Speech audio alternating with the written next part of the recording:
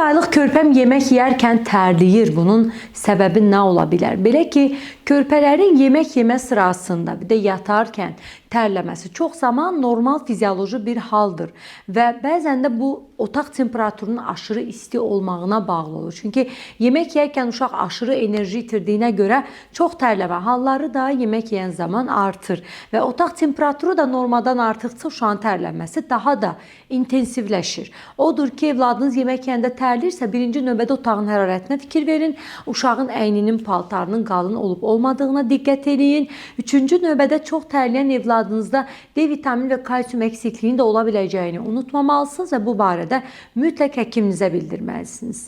Mövzu haqqında ətraflı məlumat və əlaqə üçün 055 703 27 79 nömrəsi ilə əlaqə saxlaya bilərsiniz.